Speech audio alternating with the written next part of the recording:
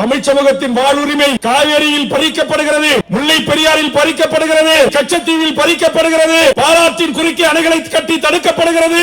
இன்றைக்கு தென்பெண்ணை ஆற்றின் முழுவதுமாக பெங்களூருடைய ஒட்டுமொத்த கழிவுகளை அனுப்பி என் தமிழ் சமூகத்தின் வாழ்வாதாரம் பறிக்கப்படுகிறது.